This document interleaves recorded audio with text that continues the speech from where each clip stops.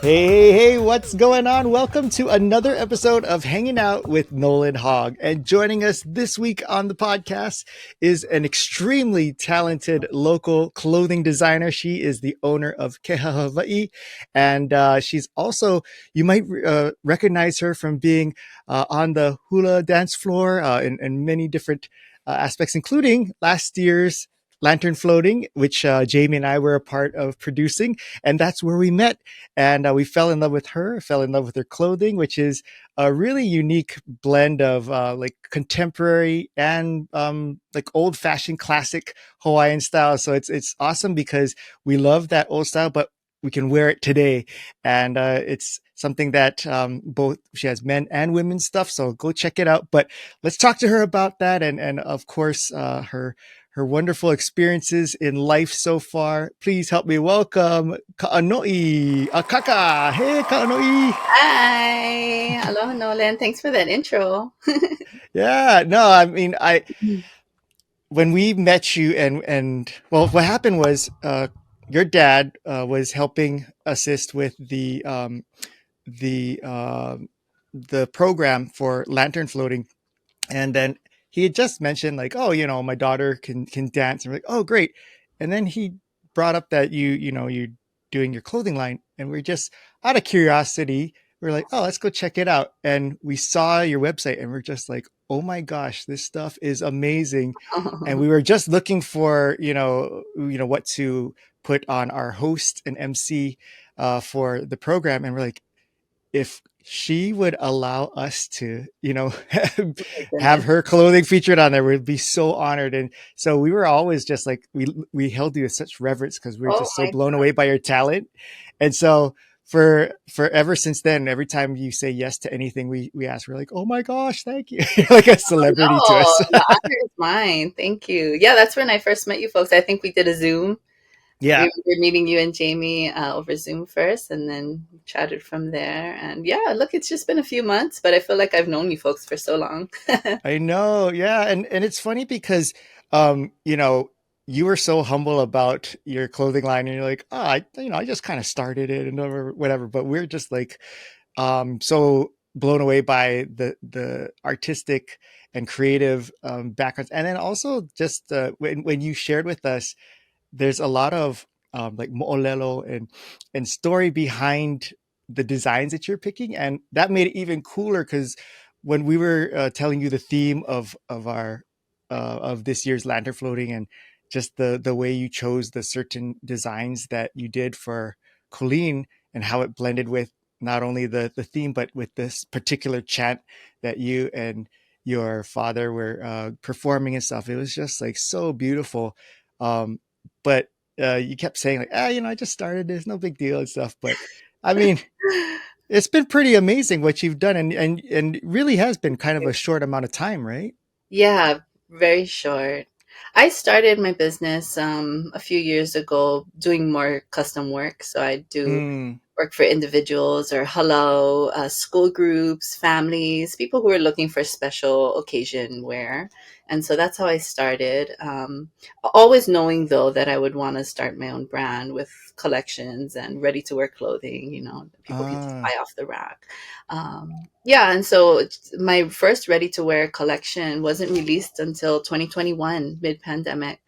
Um, but my plan was to release it prior to the pandemic, and then that all happened. And I said, no, I want my first release to be in person and to be able to see people who come and support, and for those people to come and try them on to, to be able yeah, to feel the clothing and make sure that the sizes fit them well and all that kind of stuff. And then, in 2021, I said, I just need to do it.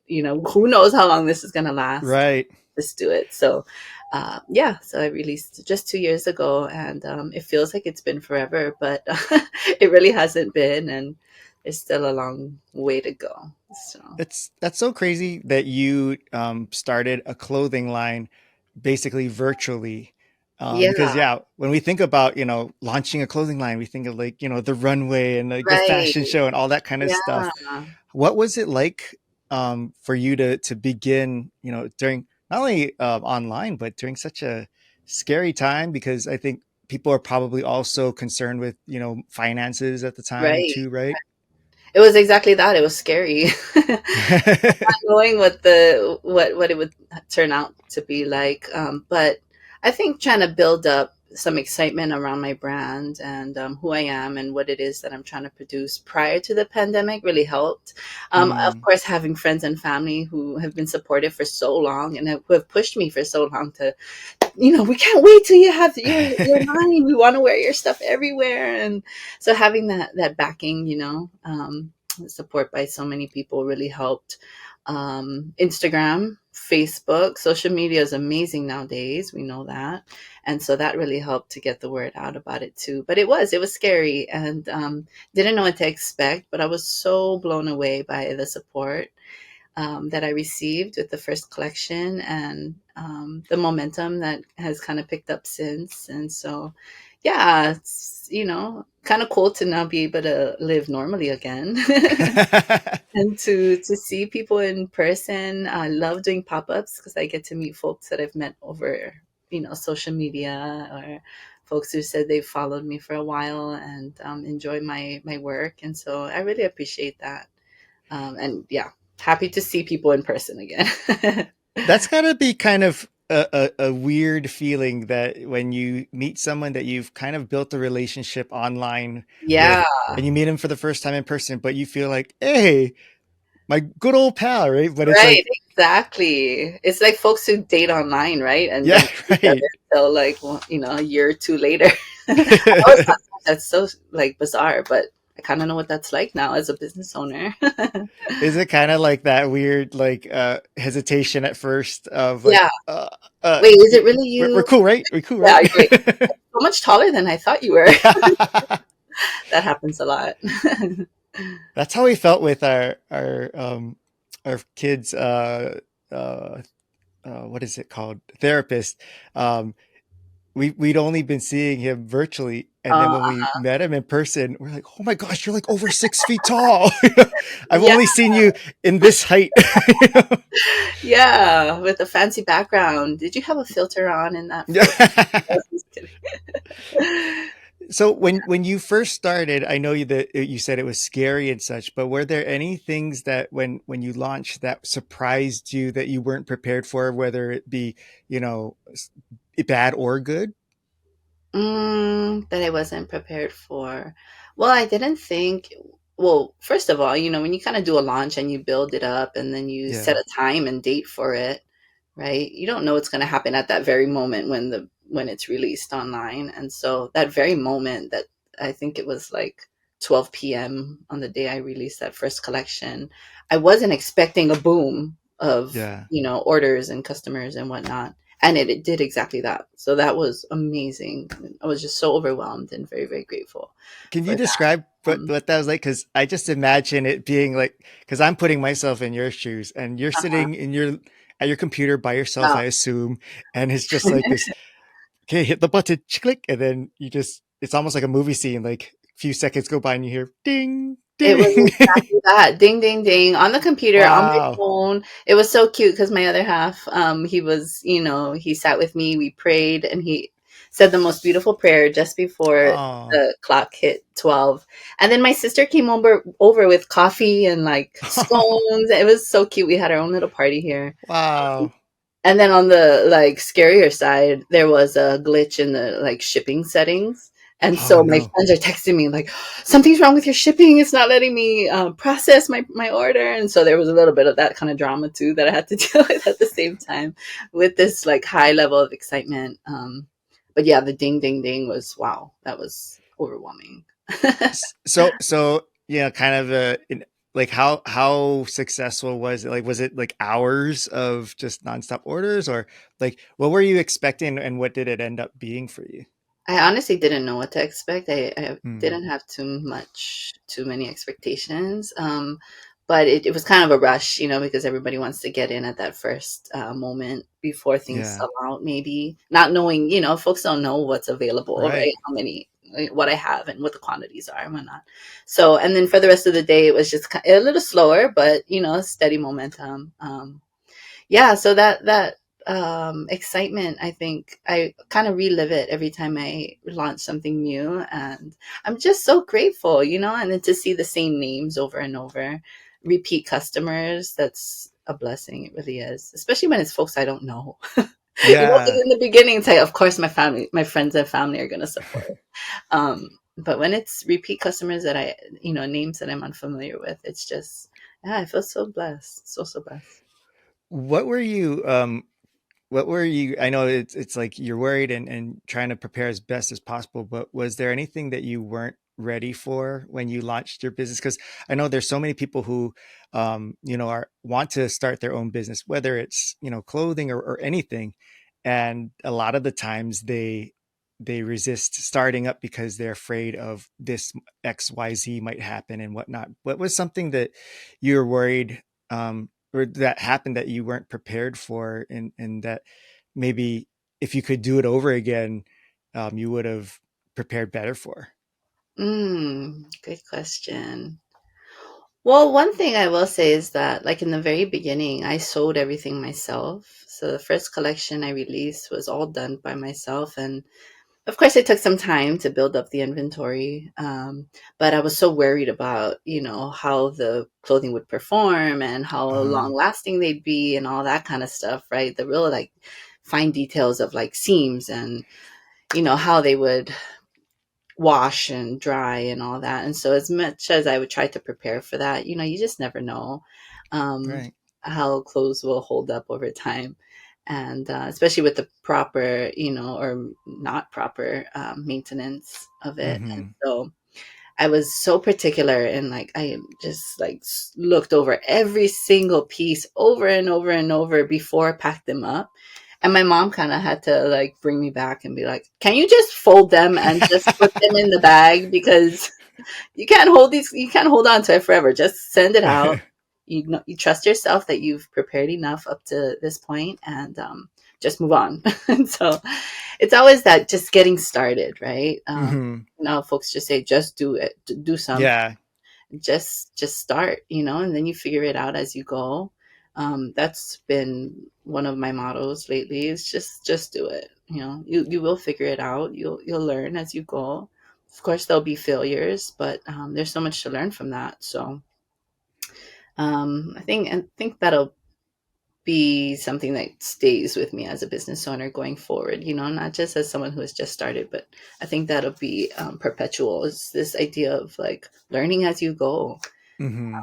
and growing with your experiences and whatnot. So I'm yeah, so glad that you shared that, because there's so many times that we hear similar kind of things like just do it, just go yeah, for it, but you don't hear it from a perspective of I was super nervous, and you uh-huh. sharing this story of how you were doing it, because you kind of, when people say that, you feel like, oh well, of course you think just Yeah, do it because you have nothing to risk, but right, you actually experienced it and you saw right. how it did benefit you to just take that leap of faith, right? Yeah, yeah. Major leap of faith. And I feel like I take that same leap of faith every time I put out something new. But I'm just a little more confident to release stuff now. Yeah. Was that kind of your personality growing up? Like, were you kind of that type of person that's like, well, I'm just gonna try, or were you very conservative with your decisions and stuff? Always conservative. Oh, Yeah. really? Yeah. Wow, that's surprising, given that you not only start your own business but launch during COVID, like all kinds of stuff that you would think someone super brave and just like No, I just was jump never, out there. yeah, no, Wow. I was never that brave person to just go out and do stuff. But always very reserved, pretty to myself. I was always pretty shy. And so, yeah, to do this is like, it's out of my comfort zone for sure. Um, yeah, I'm always the one to overthink, and like make sure all the details are in place and all that before I actually act. And so, yeah, it's scary to put stuff out, even captions in a post is like, I Yeah. gotta plan it out way ahead and really Yeah. think through it. And, it goes through so many editing processes before it gets out on a website or social media. So yeah, I've always been the one to overthink and really like hold myself back and be like, okay, is this really something I want to do? Yeah. But I've gained the confidence to just put things out and be, and know that people will accept things and receive things well, and Yeah.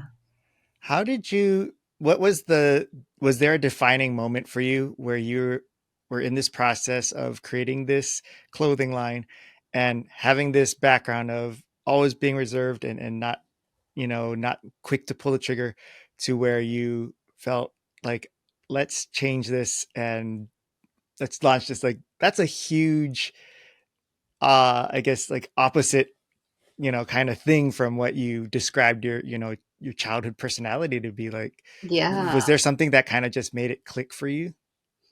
Gosh, when I think back to a few years back, so I did the fashion technology program at HCC. I went through Mhm. that. And as a senior, your like final project is to do a fashion show.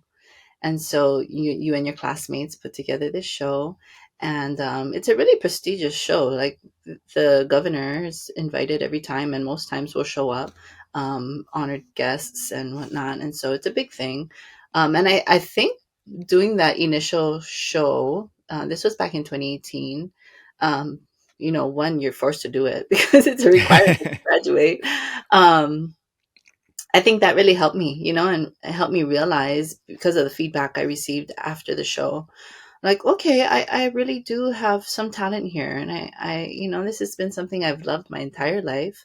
And so I need to trust that this is where I'm meant to be and this is what I'm meant to do. And so Yeah. the following year, I did another show, Mamo fashion show run by Pa'i Foundation and Vicky Holt Takamine's foundation. And I think that also gave me another boost of confidence and energy and excitement around this. And so that's a big event as well. And so I think having Yeah. done that, I was ready to just, okay, let's do this, release the first one, and then boom, pandemic, right? Um, so I think that momentum carried, went with me into the pandemic and helped me to really just be ready to just go for it. Yeah. and, Yeah. and I gotta imagine too, like, the not only feedback from your peers and friends and family, but like when you're doing these kind of public kind of shows, Yeah. there's probably strangers that give Yeah. you feedback, which probably, in a weird way, you value more than right, the Yeah. feedback from your friends and family. Oh, totally. Folks who wear Hawaiian wear all the time, and coming to say, wow, your stuff is a little different. I like what you're doing here. Means so much to me, and it just gives me that extra boost to want to continue. Um, yeah, it's always really cool to meet folks who I've never met before, and they've never met me. They don't know who I am, of course, and so they're like, "I've never seen your stuff. Where? What? You have a store? Yeah, I want to come shopping." No, I don't have a store just yet, but you can shop online. Yeah. Is there plans for you to do a store, or do you feel like, because I mean, I think especially after the pandemic, retail is taken a totally different way of normalcy. Uh huh. Is that something that you're looking to do as a brick and mortar store, or do you feel like online is kind of the home and pop-ups?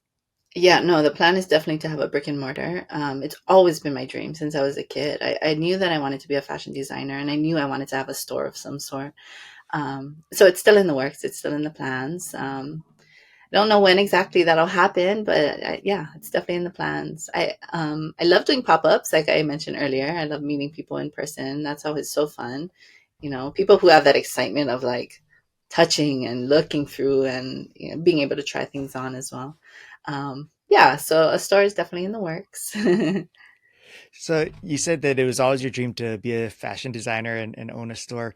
So was there ever a point where you had like a backup plan of like, well, if I don't get that, I'll probably end up doing this? Was there anything like that you had in your mind? Yeah, education is just in my blood. Ah, Well, if I go back really far, like I'm thinking like fourth grade. When you're a kid, your biggest right, dream, right. your dreams are so massive, right? I remember doing this report on astronauts in fourth grade, and so for maybe a year or two, I wanted to be an astronaut, and then that faded away. And I think it was when I was about 10 or 11 that I realized I really loved fashion. And funny stories. The way it kind of started is I would well at that age I was so obsessed with surf brands, and So I'd go on the websites because, yes, there was internet when I was in middle school. I was like, oh yeah, I forgot how young you are.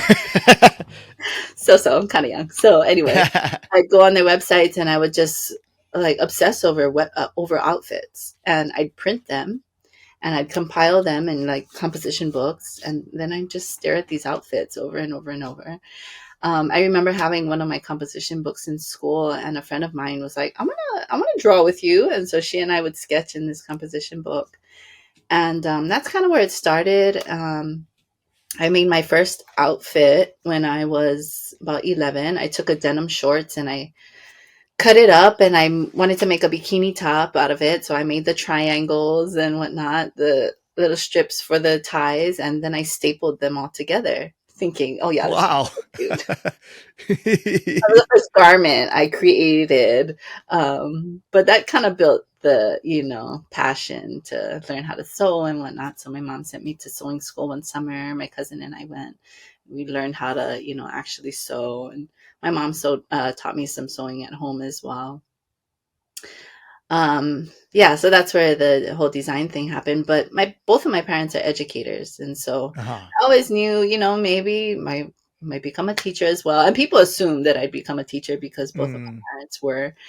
And so that was kind of always in the back of my mind too. And then being involved in ʻŌlelo Hawaii movements, my siblings and I all went to Hawaiian immersion school, and education has always been so big for us, and cultural practices as well. And so I just always felt like education, if the fashion thing doesn't work, yeah, I could be a teacher. Um, Yeah. but because the fashion thing has always been my dream, of course I can incorporate education into it. And so that's what I try to do Yeah. today. Yeah, and actually, I did become a teacher for a little bit after I graduated from UH with my bachelor's. I taught for a few years. I taught hula and Hawaiian studies at an elementary school, and I loved it. Absolutely loved it. Oh, Yeah, so I guess I always have that to lean back on, if anything. so you did that for a couple of years, and is that when you went to the fashion uh school at HCC? Yeah, so I was teaching and going to school at the same time, part Oh, time, and then eventually left teaching and then just did the school thing again. Kind of interesting getting a bachelor's first and then coming to, a community college to get an AA degree, but it's right. so different, right? Like Honolulu Community College is known for their trades, and so you really just Yeah. get down into it and you learn the real technical side of things. And yeah, so I actually got a campus job. I worked in the Hawaiian Center for a program that I actually still work for today as a staff Oh, member. no way. Yeah, so that was cool. I worked as a student worker and attended classes, and then I wonder if you were there when because there was a time when maybe well, it's probably much before your time, but I was working for a t-shirt printing company, and we printed oh, shirts for that program, and I had to no go to way, campus and meet with the team, and design the shirts and deliver them wow. and stuff. But I'm pretty sure it was far before your time. Now that I think about it, I think it was like 2010 or something like that. Okay, yeah, it was Yeah. connection. Yeah, yeah, Yeah, small world. yeah. So was your mom into sewing and stuff? Is that where you kind of first got exposure to that? Or how did you decide, or how did you know to even where to start, even though you use staples, but like It how worked did you know for where a to start? day or two, but Did you even try it on? Did you I try did, on? I did. I didn't wear it You out didn't or go you swimming. didn't cut yourself, did you? Oh, Oh, surprise! okay, good. But I realized it was silly, and so I just stopped wearing it. But yeah, my mom, I guess when my mom was growing up, home ec was a thing, right? We know that home ec's not really Mm, a thing anymore. Um, not too much, I guess, like it was before. And so I think that's kind of where she learned. But there was always, this understanding that there was a sewing machine in the house, and my mom had her sewing kit and whatnot. So in case, if we ever needed something to be fixed or whatnot, she could do it. But it wasn't something that she did regularly, and it wasn't something that we were always exposed to. Yeah, I don't know. It just kind of came to be. It's funny, like fashion kind of runs in my family in that, oh, like, we really? have this, um, love for like colors and matching and all that. So a lot of people say, "Wow, you look just like your grandma," because my dad's mom, she'll match her outfits from head to toe, down to the fingernails and Oh toenails. wow. Um, Holy so smokes. people think I really take after her because of that. And it's really funny. We would show up to till today. We still show up wearing the same outfit. She and I, The whole family? no, Oh, just my mom. Well, actually, that's happened as well. But yeah, yeah. my grandma and I would show up to church in the exact same shade of green, like lime green, or with the same red purse. And I'm like, Grandma, I didn't even know you had that purse. Like, what? So that's kind of just been a thing within our family. Yeah, we just love matching. And growing up, we attended a lot of events and functions. And so we've always had to, dress up and look nice. And so it's just been a part of who we are. Just being able to present ourselves nicely and whatnot. And so that's where the passion kind of grew, where it came from. Yeah, it's so interesting, especially at such a young age, for you to recognize something like that. Yeah. Because I mean, for me, I grew up probably till age 30 something before I figured out what it is that, I wanted to do. I kept just going from thing to thing. And I remember growing up with so much anxiety of like, I have no idea Hmm. what I want to do or what even is out there. And I was Right. so nervous that I'll never figure it out. And then when I hit my 30s and I'm like, I still haven't figured it out. So to hear you knowing it at like 10 or 11 years old, it's fascinating to me. And I think that's awesome. Well, it's kind of crazy because in retrospect, I knew all this time, but I had to go through this journey of really realizing it. Kind of Oh, only yeah. realizing it now. Like I knew that's what I wanted to do, but I went through the education thing. I majored in Right. wine studies. I did take fashion classes at UH Manoa, but never ended up in graduating with that degree. And Mm. yeah, so I kind of had to go through a journey. I had little small jobs here and there in between, help pay for college, whatever. And so it's been a journey. I kind of feel like I'm just starting off now, and I'm in my early 30s now, and so kind of in the same boat in a way. Yeah, that's super interesting. What is one of the did you have a small job that was absolutely terrible or so far from what you ended up being? Yeah, and not too many people know this, but I worked in a pretzel shop. Really? Yeah, not very long, maybe a year. I also was a waitress in a ramen shop. Loved that. I had free ramen every night. Yeah, but kind of those things So that just carry you through college and then figure things out. so pretzel like as if like the stand like the pretzel maker kind of thing in the Yeah, mall? not that company. Oh, It was Wetzel's Pretzels. I don't think oh okay. we don't have Wetzel's anymore, but yeah, and I didn't even make the pretzels. I think I just worked the cash Oh register. man.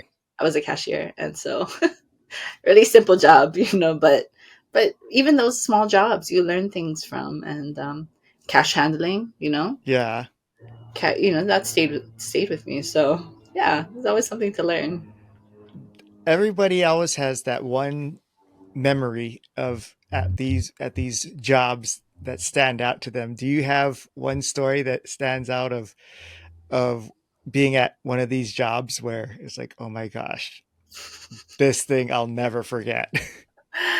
No, not really. But every time I pass a pretzel shop and I smell them baking, it takes me back. I'm Oh like, yeah. gosh, what a strange time in my life. Just I feel like I've gotten to a different place since. So yeah, every time and I love pretzels. I'll still go and eat pretzels. Oh good. But every time I Yeah, cause smell it, it's just like, whoa. And I just get transported back to that period in my life. yeah, because people say like, oh, if you work somewhere, you're gonna end up hating that thing, and so like, don't work at places where you love. But I worked at McDonald's, and up until last few years, I still love I McDonald's, love but now I cannot. McDonald's. Yeah, Yeah. yeah. Me, I'm obsessed with noodles. I love ramen. I didn't eat ramen before I worked at that restaurant. I didn't eat it too Oh, often.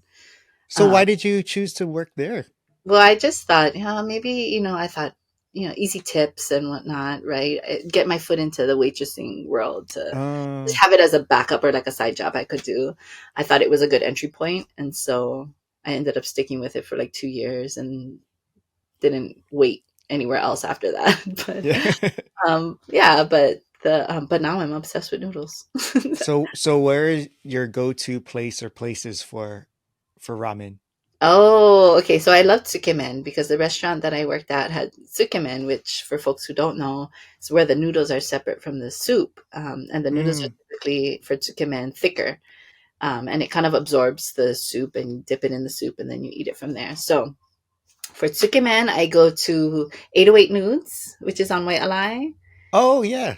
Yeah, Nudes Ramen. And then we go to Menyala Nude, which is on Where's Piikoi, I that? believe.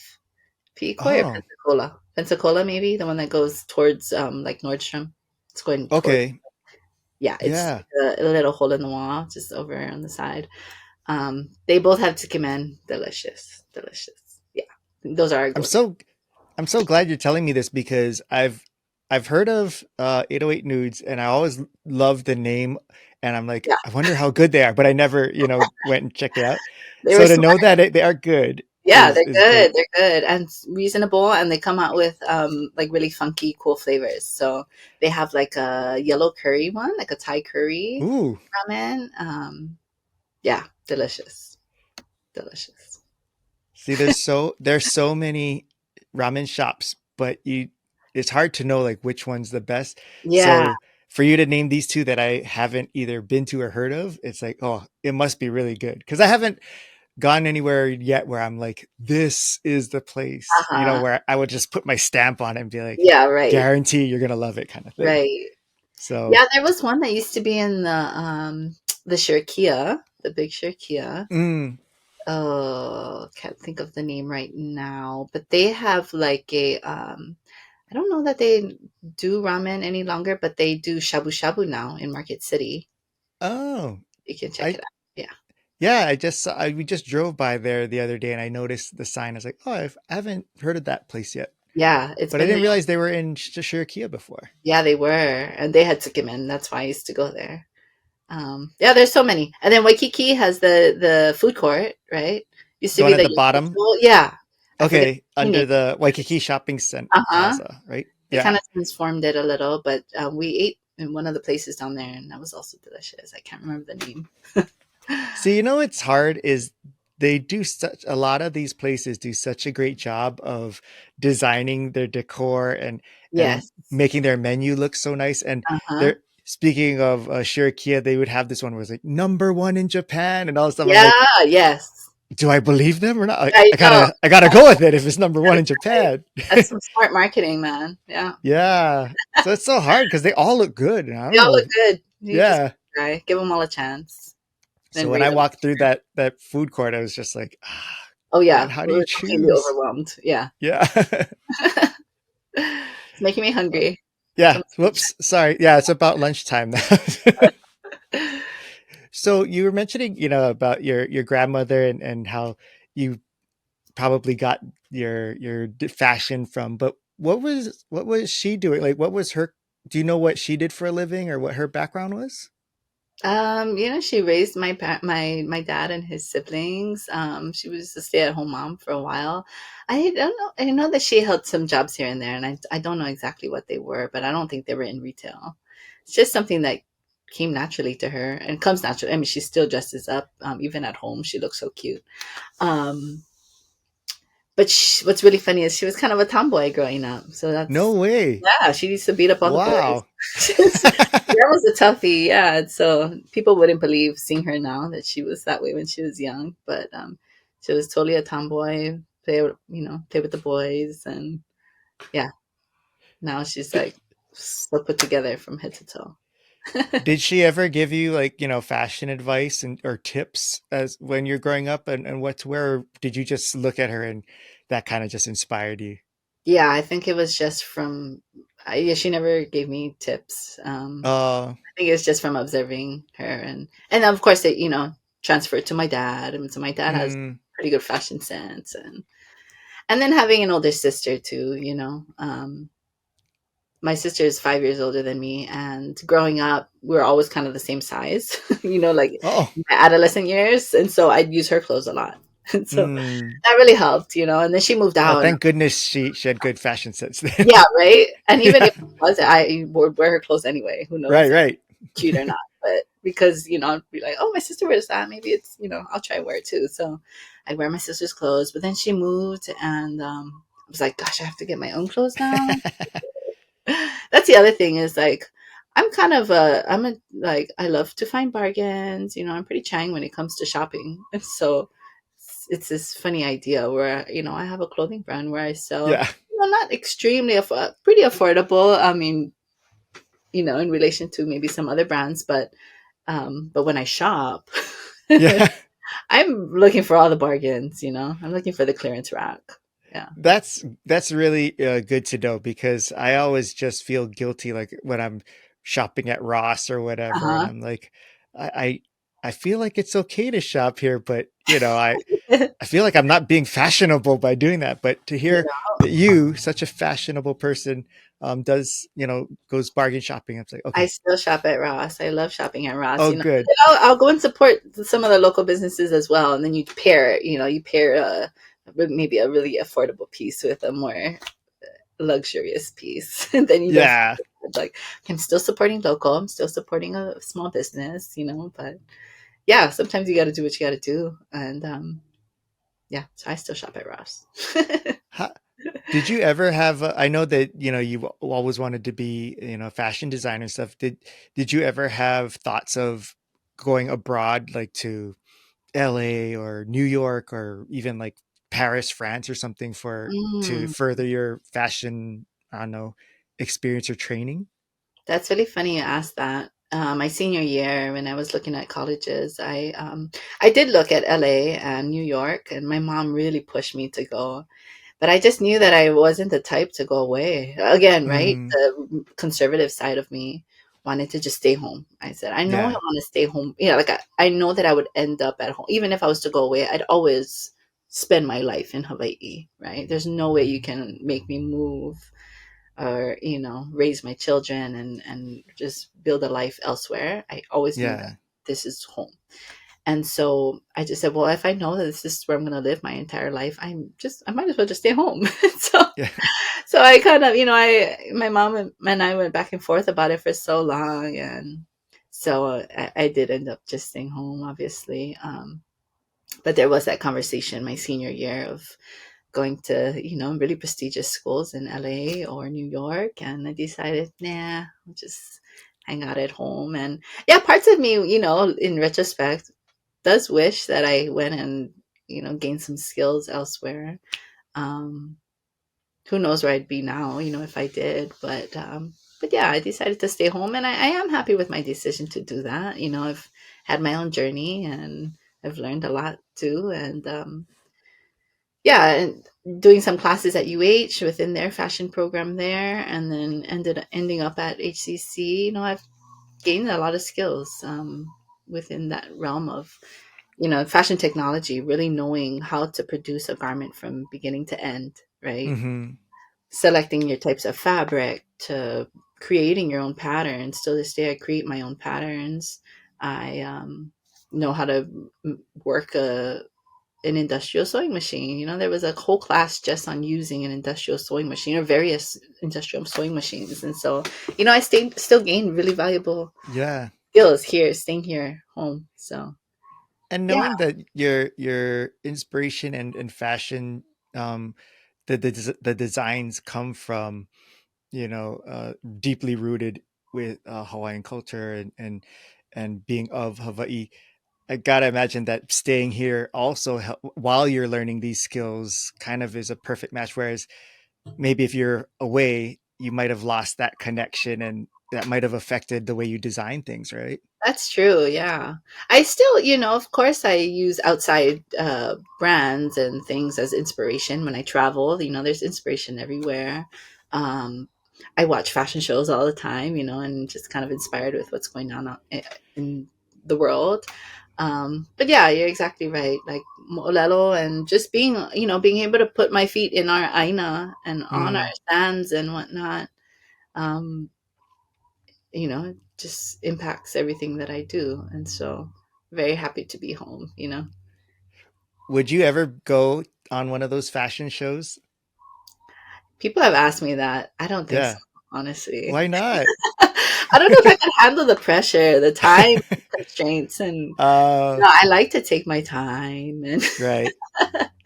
yeah, I You're don't know very if I can handle meticulous. Yeah. Yeah. I don't know if I can handle the time constraints or restraints. But I really admire folks who can, hmm and what comes out of that pressure. It's amazing. So I have had times where I try to put the pressure on myself, at Yeah. home. Like, okay, you have this many hours to get this project done. Like, let's go, and then I'm done, and I'm like, wow, maybe I can do one of these shows. But yeah, it's not in the plans. Not in my plans. I know it's impossible to pick one, but if you had to, what aspect of your fashion career do you prefer to do most? Like, do you prefer, like, is your favorite the designing? Is it the technical side? Is it um the business side of things? Like, what if you were only allowed to do one avenue, what would it be? Yeah, good question. It's the designing, hands down. Okay. Yeah, Yeah.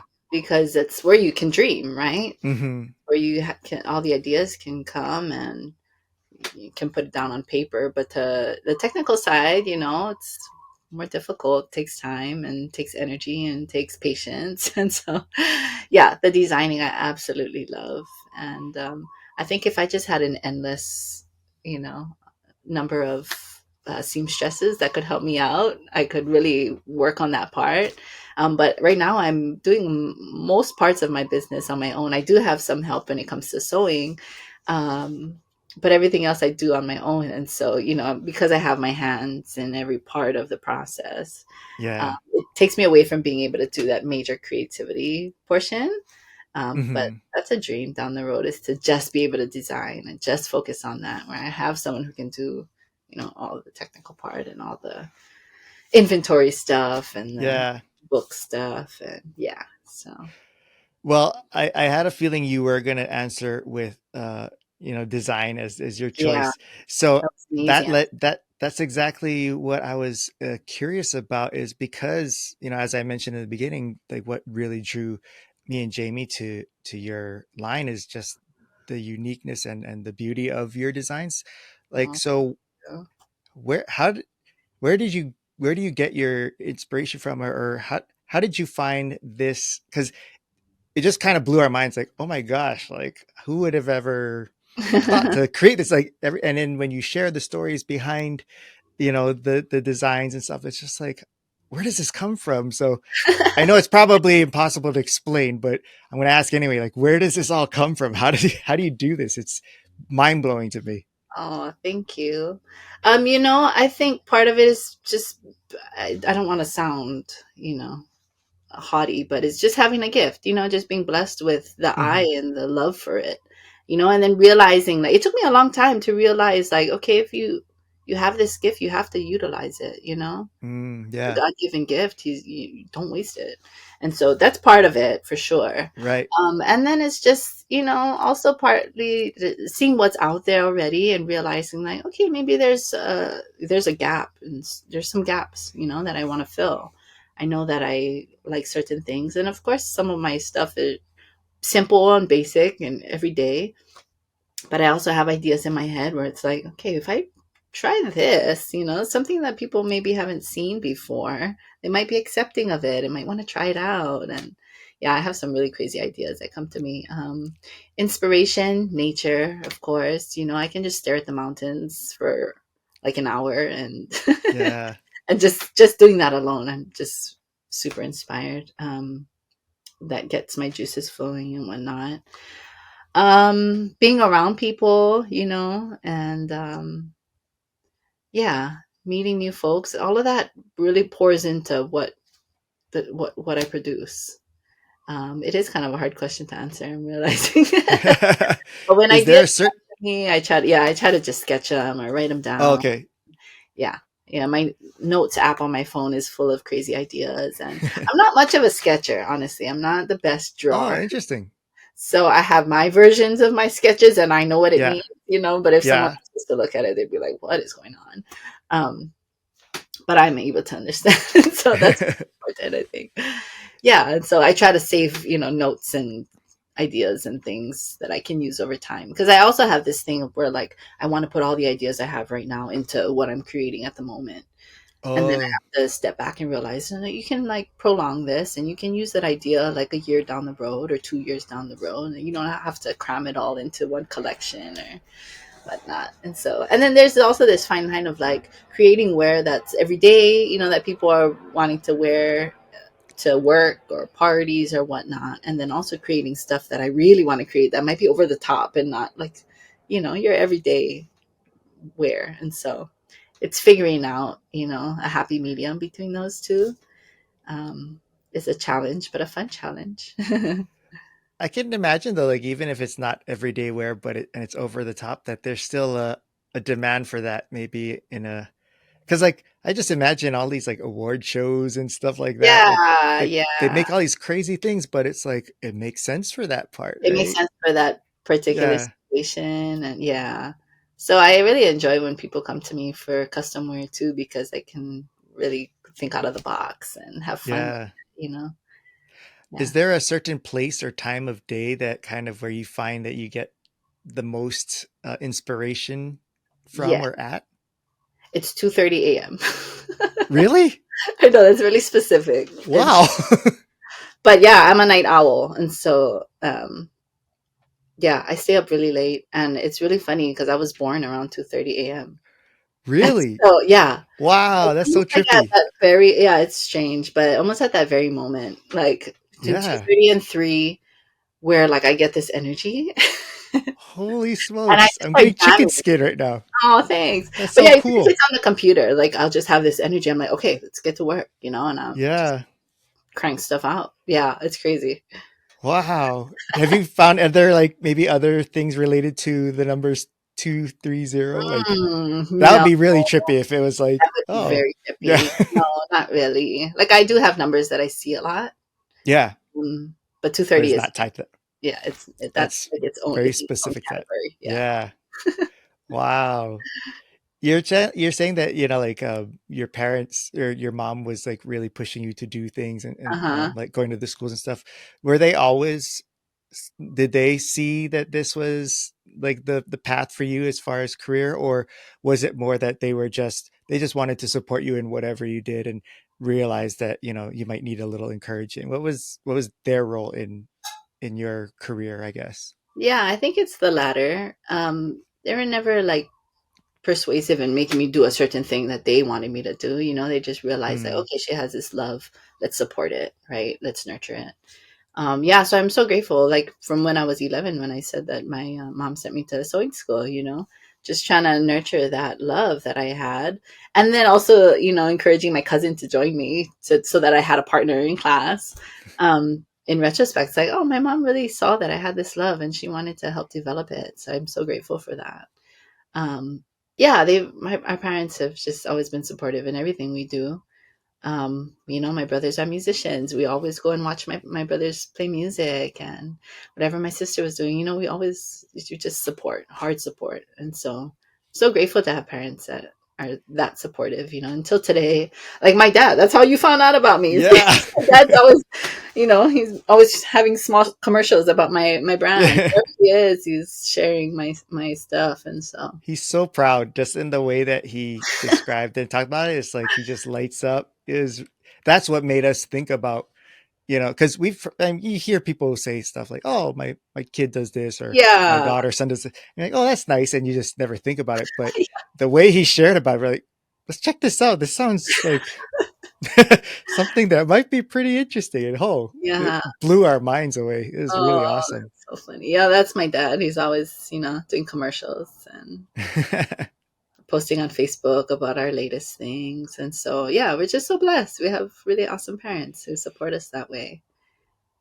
Yeah. Yeah, I'm a huge fan of your family. With the few Oh, times that I've you. got Thank to meet you. them and see you guys in action and seeing how you support each other and are there for each other at things like whether it Thanks. was at your sale event or when you and your dad were going to be performing and coming for rehearsals for Lantern and Yeah. stuff. It was pretty awesome. Yeah, it's really beautiful. We have uh big family, but also at the same time, kind of a small, tight knit family. And yeah, we just kind of follow each other, do things together, and it's always been that way. So it's nice. You're mentioning that when you were coming up with your idea for, your brand and your line, that you were it was partly, recognizing there were some gaps to fill in the industry. What do you remember, like what you were thinking that you recognized and pointed out that where it's like, oh, here's where I can fit in, or was it like a strategic thing of, I see there's a gap here, let me think of what I could do to create, or was it more of, I know what I want to create, and hey, look, there's a gap here that it fits in perfectly. Which way was it for you? Maybe the latter.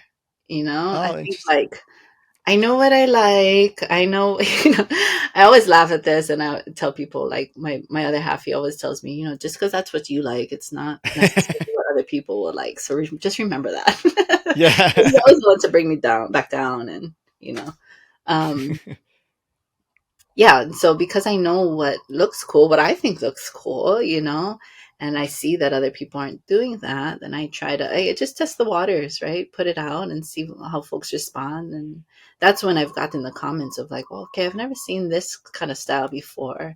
Can you make more of that? Right. And so when I realize there's a want for it, then I'm like, okay, Hmm. let's go there, right? Focus on that. Um, yeah, so it's a continuous journey to find where those gaps are, right? Who's not doing that? Yeah. Who's not doing this? Or many people are doing this, but many people also love it. So maybe you should also go there. uh It's finding the ways to mesh those two concepts of already utilizing or incorporating what's already out there, and then also being innovative at the same time.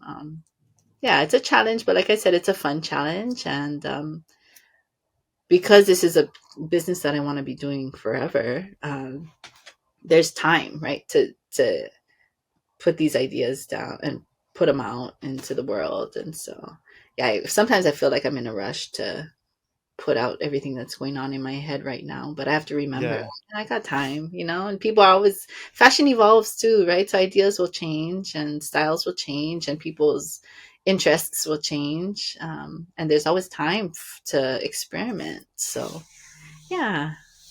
Yeah, and I think the key that you're describing is like you have an identity and you know your identity. So it's not that you're going to swing so far one way or the other, as far as being influenced by other factors. You stay true to who your brand is and who you are, and that's kind Mhm. of what keeps it, in that line of consistency.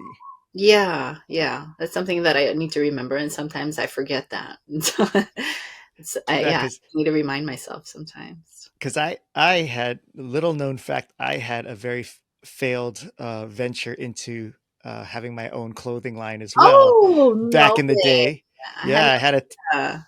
I had a t-shirt line, but I went at it through the wrong way, which is something I've learned, is that I went into it just because, one, I had a store, and we would sell T-shirts that we designed for the store, and Uh-huh, I enjoyed just that process. uh-huh. But when I sold my half of the store and was looking for my next career, I was like, well, I enjoyed making those shirts. Like, I'll just make a shirt company, and instead of having an identity or anything, I was just like, well, what's hot right now? What's cool? Yeah, What yeah. would everybody like? And then I just had no identity and no focus and no niche. So I was like, I want my shirt to be where everybody and anybody would want to wear it. And it's like, when you're shooting to everyone, you're shooting to no one. And Uh-huh, so and if you look at the string of the few designs that I did come out with, uh-huh. like they make no sense. Like they're all over the place. And Oh, I need to one see was like, these. yeah, Wow, I had no one idea. was inspired by like the Roman Empire. One was by Chinese calligraphy, and another one was like Hawaii, like the Hawaiian flag. It's like there's no order, rhyme, or Oh, reason to that's this cool thing. though. I mean, to be able to look back on that and to say like, wow, that was a phase in my life.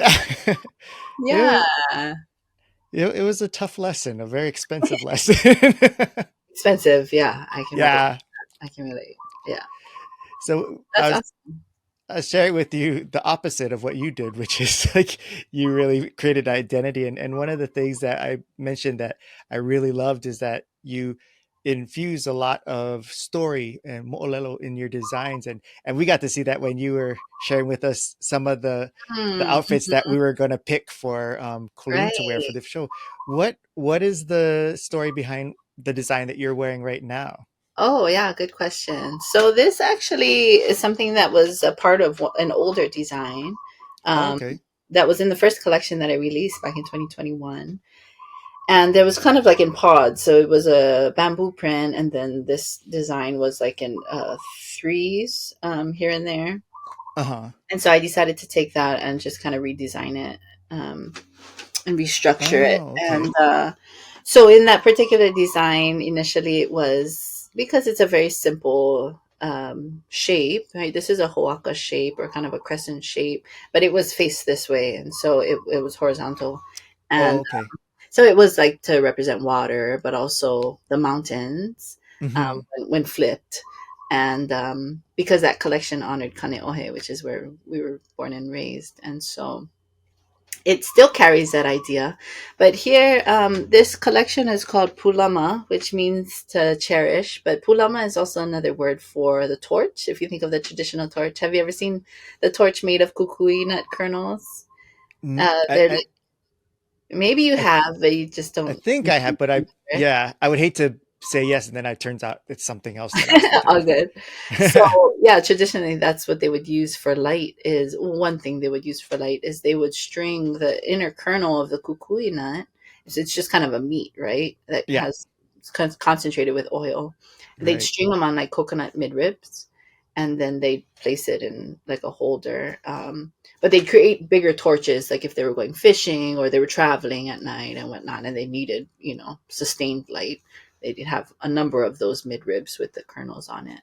And so we know that light represents knowledge, enlightenment, and whatnot. And so this is kind of that image here of the like the kernels and the light emanate Yeah. from that. Wow. And so it's just kind of a remembrance That's of so like beautiful. the continuation of ike, of knowledge and of enlightenment, of wisdom. And then if you think too, so the way they would light it is they would light the top nut, and then it would Uh-huh. just kind of, once Oh, that go burned down. out, then it would go down, right? And Mm-hmm. you think of this concept of like how knowledge is passed down from one generation to the next, or Yeah. from one person to the next, right? It's also kind of seen or you can kind of connect it here to this idea. Yeah.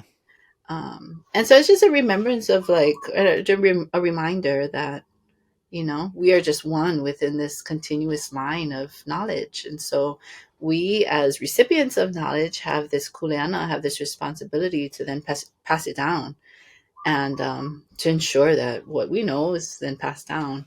We're not, I don't think we're ever meant to hog or or just kind of let things die with us, right? Yeah. To share that with others. And so yeah, that's what this general idea of what this is about. I'm I love that so much because it's our sorry if you hear that, it's my dogs. They're I very upset. love it. I love it. They're like, we're passing down our knowledge to you too. But it's so that's what I love about your designs and your line is because like just looking at it, it's already just like, wow, beautiful. I love it. I want to wear it.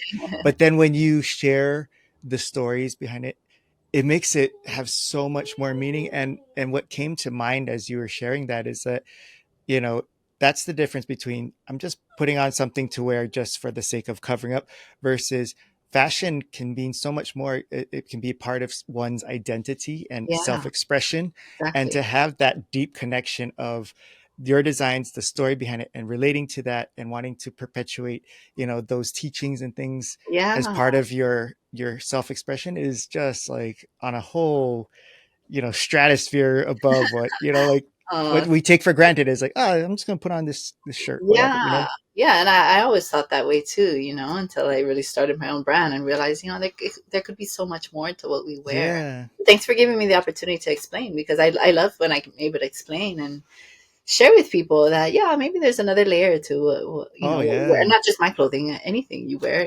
Maybe there's another layer, whether it be protection, whether it be something that's boosting your confidence. That's also a goal of mine with through Keha Hawaiʻi is Hmm. to make people feel good about themselves. When you look good, you feel good, and that just totally can transform your day and the way you carry Yeah. things out, the way you do things and speak to other people and all that. So I've always felt that growing up. Like I like dressing up because I feel better, I just feel Yeah. happier and whatnot. And so I know that others also can feel better by looking good. So Well, I'll share this with you too. So like, so for Jamie and I, like, we're born and raised here in Hawaii, and uh-huh, we're very proud and appreciative of that.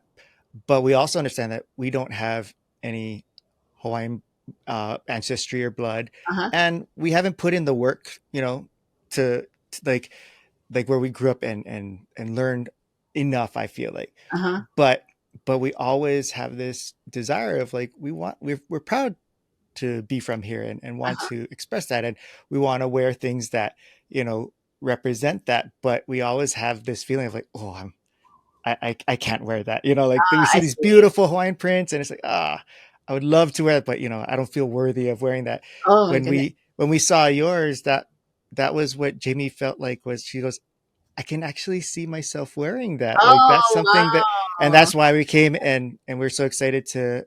That was her first like Yeah, thank you. local brand No wear way. for like probably 10 or 15 years. Like it's been a Wow. long time, Oh my gosh. I feel and so so she honored. was so excited because of that. And I feel like because part of it was hearing you share your connection to the stories and the inspiration behind your designs, Uh-huh. that's where the connection came from. So not only visually did she Yeah. think, oh, that's really nice, but when it's like, that's where I can relate to that, and having Oh, that appreciation, yeah. and that's where she felt like, okay, I can wear that. Like Oh it's my okay for me. gosh. Like, Thanks for yeah, sharing that. That means so much.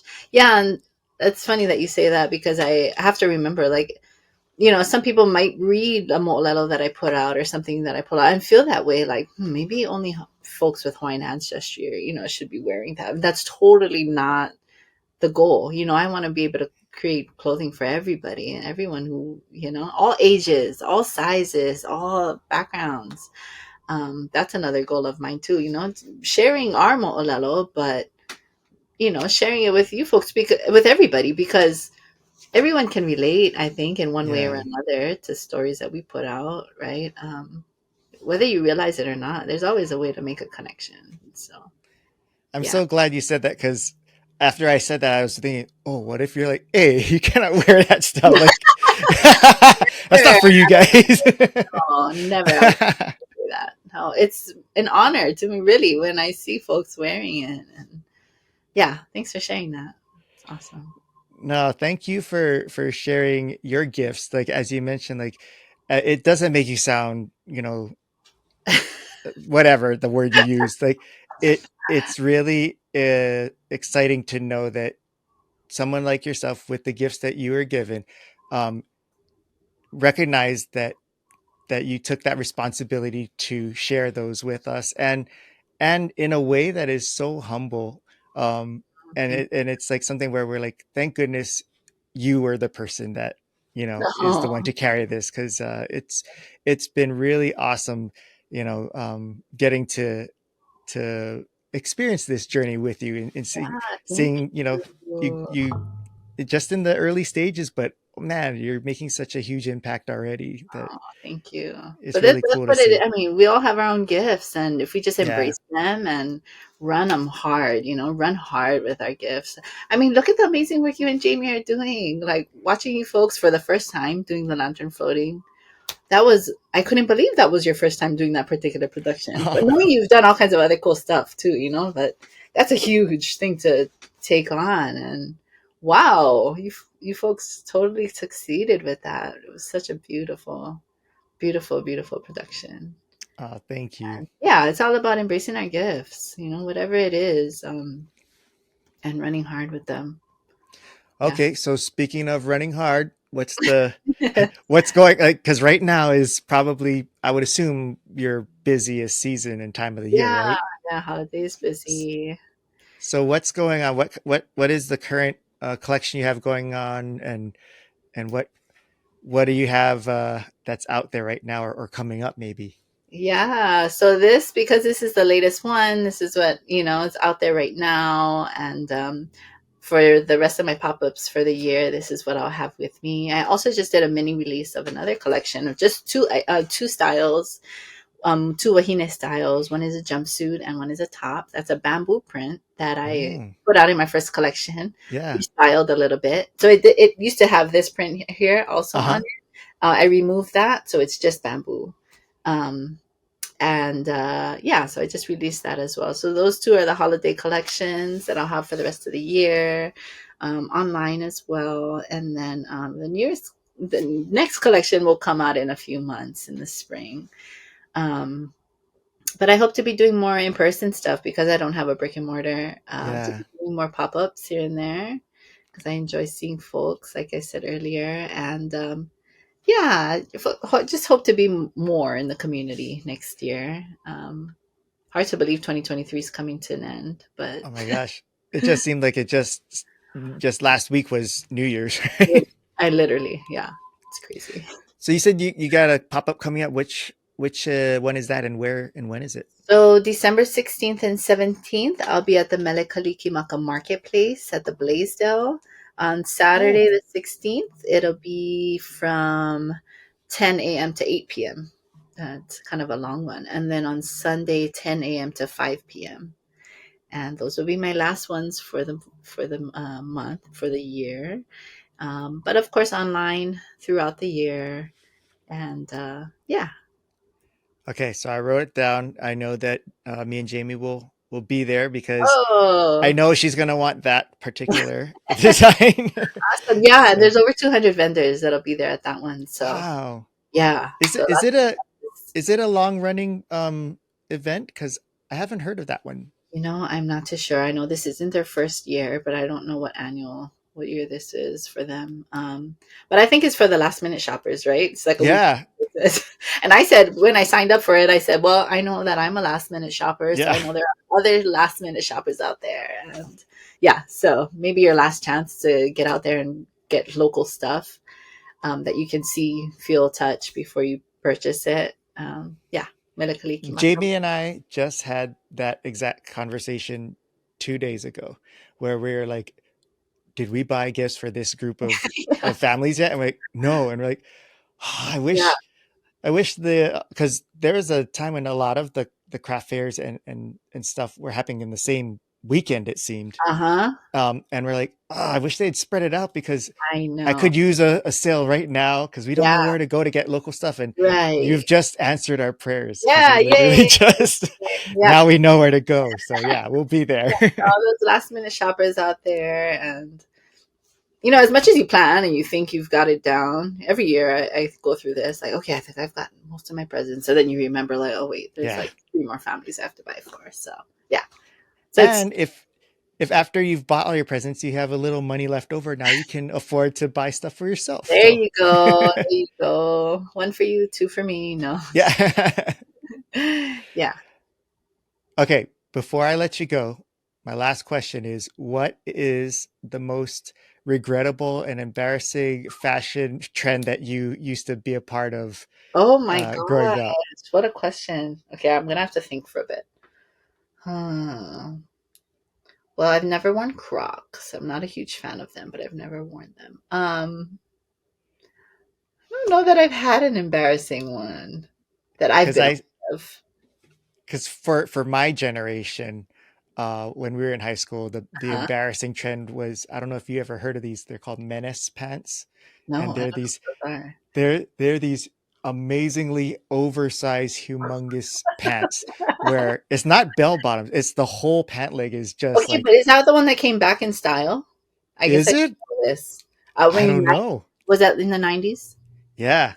Okay, because 90s pants are totally back in style. I guess Oh my I'll go look. gosh. Menace pants. Yeah. Yeah, Oh, the brand was called Menace, and is the logo is this little like punk kid like doing graffiti on the wall or something like that. Like, and the idea is like, oh, this is for the street kids. But it's But like, it's oh my funny how gosh. fashion circulates because I think it's probably popular again. I mean, 90s is like Oh, that's really scary. in again. Yeah. Well, I used to do gaucho pants, but I still wear those. Gaucho pants are, So what are those? They just sound funny to me. yeah, it's a funny thing, but and some people say it's kind of an embarrassing thing, but I think they're cute and they're still cute. I still wear them. They're just kind of like these spandex pants that Uh-huh. are like to the knees, they're a little lower, but really Oh, flowy, okay. almost like yoga pants, but flowy. Yeah, yeah, yeah.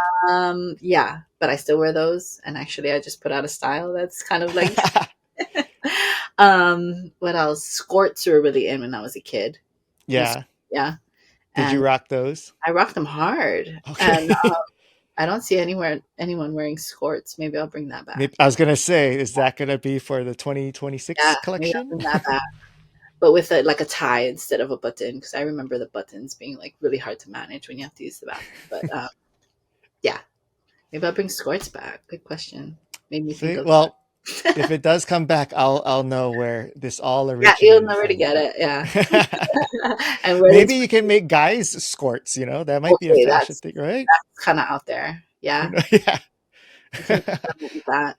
Maybe I'll if I ever make it big and I go to like, an awards ceremony, I'll rock it for you. Yeah, that'd be so great. That's how I mean. That's how fashion really, makes a mark, right? Is Yeah. out there in those big events and awards and whatnot.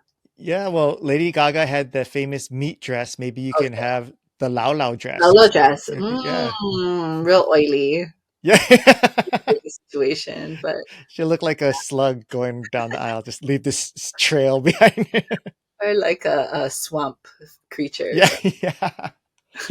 Uh, okay, well, I think I've poisoned your mind with enough nonsense and Uh, ideas, but oh, this has been so fun. Thank you so yeah, much. Thank no, you. thank you. And I know, like I said, this is such a busy time for you. So for you to take time out to do this during this time period is Of course. really, I really appreciate it. Oh, But I was I looking so appreciate forward it. to this The time. honor's mine. Thank you.